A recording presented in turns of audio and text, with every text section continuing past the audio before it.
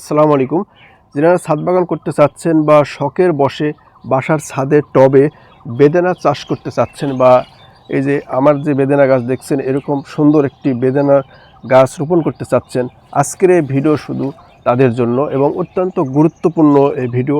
আপনাকে প্রথমেই টব বা যে জায়গাতে এই গাছটি রোপণ করতে হবে সে জায়গাটি নির্বাচন করতে হবে। আমি প্রথম থেকে এই গাছটি রোপণ করা পর্যন্ত আপনাদের বিস্তারিত দেখানোর চেষ্টা করব। তো ভিডিওটি না টেনেই দেখতে থাকুন।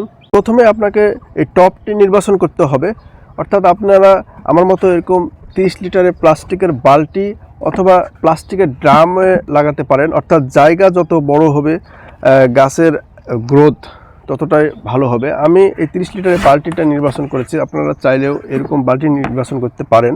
তো গুরুত্বপূর্ণ বিষয় হচ্ছে, যেহেতু আমি এই টব হিসাবে এই বালতি নির্বাচন করেছি, সুতরাং এই টবে অবশ্যই আমাকে ছিদ্র করতে হবে। যদি ছিদ্র না থাকে তাহলে ড্রেনেজ ব্যবস্থার অভাবে আমার গাছ যে কোনো মুহূর্তে মারা যেতে পারে। পানি নিষ্কাশন ব্যবস্থাটাই অত্যন্ত গুরুত্বপূর্ণ। আমি এই বালতিতে আপনারা দেখতে পাচ্ছেন মোটামুটি 12টি ছিদ্র করেছি, আপনারা চাইলে এর চেয়ে বেশিও করতে পারেন। কোন ধরনের মাটি আসলে ছাদ বাগানের জন্য উপযোগী?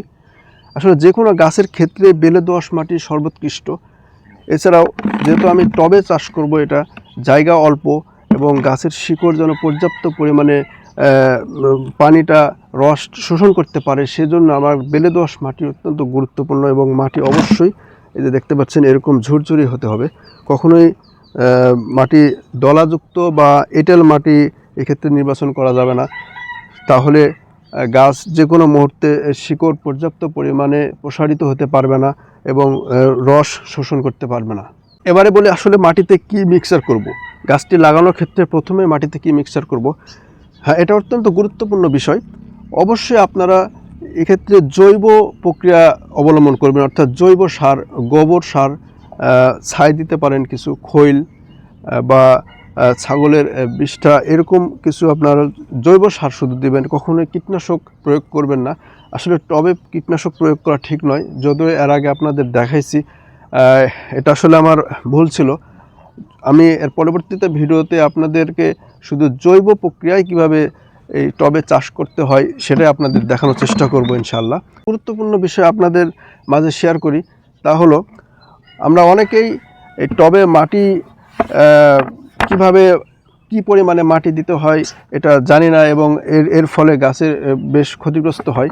আমি আপনাদের দেখাবো এই বালতিতে কি পরিমাণে মাটি ভরতে হবে।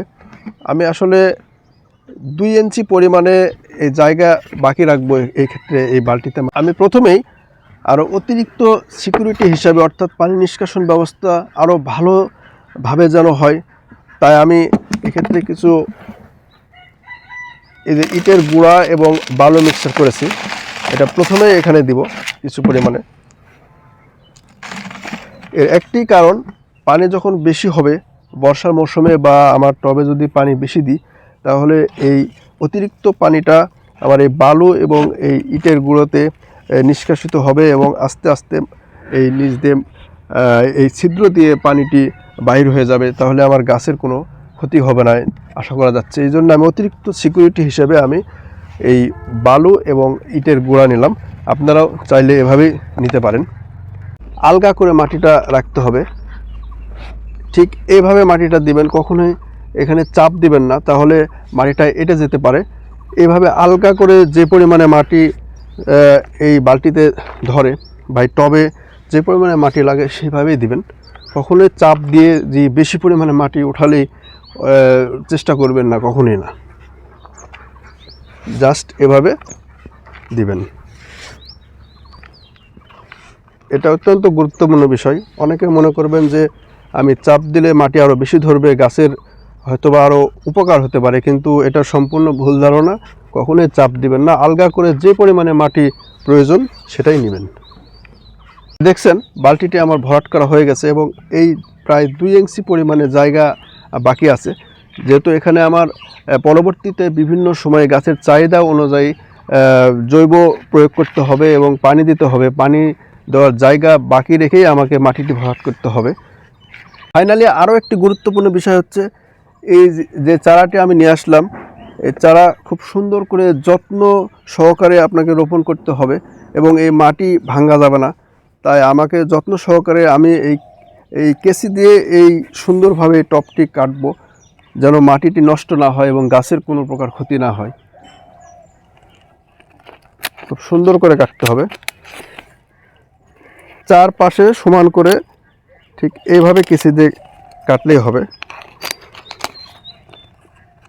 এই দেখতে পাচ্ছেন খুব সুন্দর করে আমি চারপাশ কেটে দিয়েছি এবং কোনো মাটির ক্ষতি হয়নি বা মাটি ভেঙে যায়নি।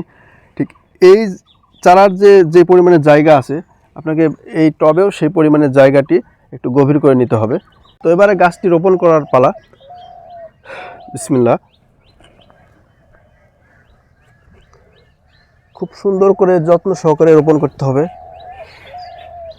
আর অবশ্যই লক্ষ্য রাখবেন, এই গাছটি যে কোনো গাছ লাগানোর সময় বা রোপণের সময় টবের মাঝ বরাবর রোপণ করবেন, তাহলে চারিদিকে খুব সুন্দরভাবে এর শিকড়টি ছড়িয়ে যেতে পারবে এবং গাছ আরও শক্তি সঞ্চয় করবে।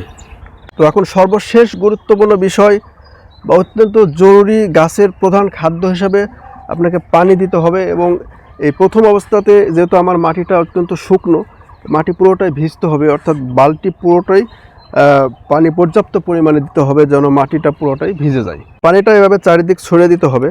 যেহেতু আজ প্রথম এই গাছটি রোপণ করলাম, মাটি অত্যন্ত আলগা আছে, যদি আমি এক জায়গাতে পানি বেশি দিই তাহলে এখানে গভীর হবে এবং শিকড় ক্ষতিগ্রস্ত হবে এবং গাছটি যে কোনো মুহূর্তে আমার ক্ষতিগ্রস্ত হতে পারে। তাই এত শখের এই যত্নের গাছটি ভালোভাবে রোপণ করতে হবে এবং পানি দেওয়াটা অত্যন্ত গুরুত্বপূর্ণ।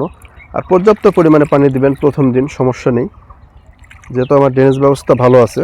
তো আজকের ভিডিও এই পর্যন্তই। জানি না আমার এই পুরো চারা রোপণের, এই বেদানা চারা রোপণের প্রসেসটা আপনাদের কেমন লাগলো। যদি একটু ভালো লেগে থাকে তাহলে অবশ্যই লাইক, কমেন্ট এবং বেশি বেশি শেয়ার করবেন।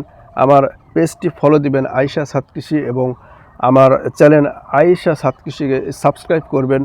আর আমার আইডিতে যারা ফ্রেন্ড রিকোয়েস্ট পাঠাচ্ছেন তাদেরকে অনেক ধন্যবাদ, কিন্তু দুঃখের সঙ্গে জানাচ্ছে যে আমার আসলে ফ্রেন্ড ফিল আপ হয়ে গেছে। আপনারা শুধু ফলো দিলেই হবে ইনশাআল্লাহ। তো সবাই ভালো থাকবেন, সুস্থ থাকবেন, আমার জন্য দোয়া করবেন, আমি যেন আরও সামনের দিকে এগিয়ে যেতে পারি। আসসালামু আলাইকুম ওয়া রাহমাতুল্লাহ।